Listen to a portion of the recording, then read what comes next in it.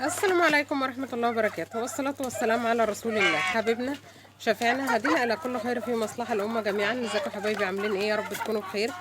أهلا بكم متابعيني ومتابعين قناتي وقناتكم قناة كل ما يخص ست البيت. ازاي تخلي الفراخ بتاعتك صحتها كويسة؟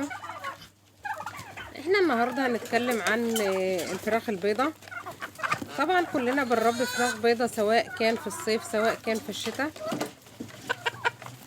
فالفيديو ده هقولك على الخل، هو مفيد فالفراخ البيضة. طبعا زي ما قلنا تربيتها في الصيف مختلفة عن تربيتها في الشتاء.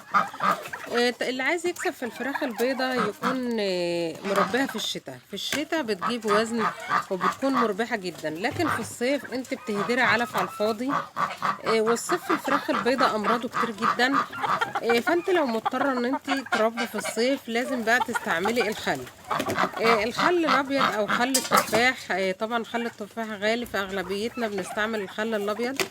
الخل الابيض ده هيقي الفراخ البيضة بتاعتك من اصعب الامراض في الصيف.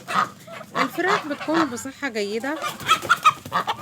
الخل في الصيف او استعمالك للخل في الصيف غير استعمالك للخل في الشتاء. في الشتاء بيكون له حاجة وفي الصيف بيكون حاجة تانية خالص. الخل طبعا احنا بنستعمله كمضاد للسموم في الشتاء، يعني برضو في الشتاء بنستعمل الخل، بنستعمله في الشتاء كمضاد للسموم. في الشتاء ممكن تستغني عنه، ما تحطهوش للطيور بتاعتك، وممكن تستخدميه، يعني ممكن تحطيه للطيور بتاعتك كمضاد للسموم وممكن ما تحطيش. ليه؟ لان في الشتاء ده طبعا الكلام ده للفراخ البيضة او لجميع انواع الطيور. لانه في الشتاء الاكل اللي قدام الفراخ والميه طبعا ما بتفسدش بسرعه، لان الدنيا بتكون برد. طبعا الاكل ما بيبوظش في الشتاء، الاكل مش بيبوظ الا بعد فتره طويله جدا. الميه برضو اللي قدام الطيور مش بتفسد بسرعه، فعشان كده احنا ممكن لو نسينا نحط الخل في الشتاء مش هيحصل اي حاجه للفراخ بتاعتنا. لكن الكلام بقى مختلف في الصيف. في الصيف طبعا الحراره بتبقى مرتفعه جدا، في ارتفاع في درجات الحرارة.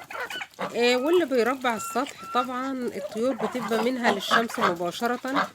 مفيش سطح كده مثلا او بتربي في شقة او كده فالدنيا تمام. لا، انت بتربي على السطح مباشر، فبيكون منهم للشمس على طول. عشان كده لازم تهتمي بالخل في الصيف. الفراخ لازم تحط لها خل في الصيف في المية كده، ولو مرة كل اسبوع، او ممكن تحطي مرتين الخل، تحطيه مرتين. طبعا ليه؟ لان عارفين ان المية في الصيف بتفسد بسرعة قدام الطيور، حتى لو قعدت لفترة قصيرة جدا. الاكل كمان بيفسد بسرعة. طبعا فساد الاكل والشرب ده بيؤدي لوجود تسمم في الاكل، وبيؤدي لوجود تسمم في المية، وده طبعا حاجة بتضر الطيور جدا. فعشان كده احنا بنستعمل الخل عشان نقي الطيور بتاعتنا من الامراض دي كلها. في الصيف برضو بنستعمله في الشتاء، لكن في الصيف بيكون اكتر.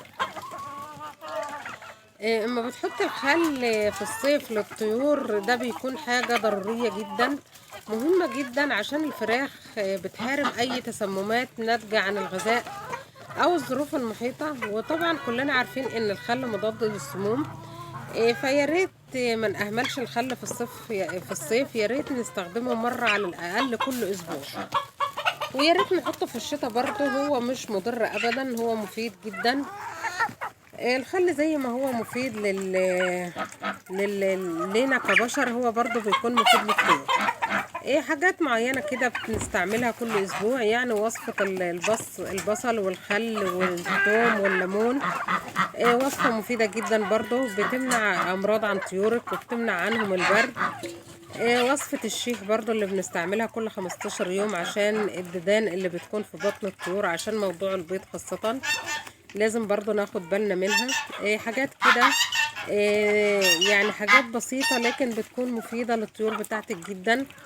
حاجات بسيطة انت ممكن تكسلي ان انت تعمليها، فبالعكس بتضر الطيور بتاعتك، فمش هنخسر حاجة لو عملنا الوصفات دي كلها. وصفة الخل، وصفة الثوم والليمون، وصفة الشيح برضو ممكن تستغنى عنه. الشيح طبعا عارفين ان هو اعشاب، ممكن بنجيب شرايط كده من الصيدلية البشري اسمها بنداكس، برضو هي بتدي نفس مفعول الشيح بالنسبة للطيور. حبايبي ده كان الفيديو بتاعي معاكم النهارده. متنسوناش حبايبي باللايك لدعم القناه، ولو اول مره تشوفوا القناه تشتركي وفعلي الجرس عشان يوصلك كل جديد على قناتنا. والسلام عليكم.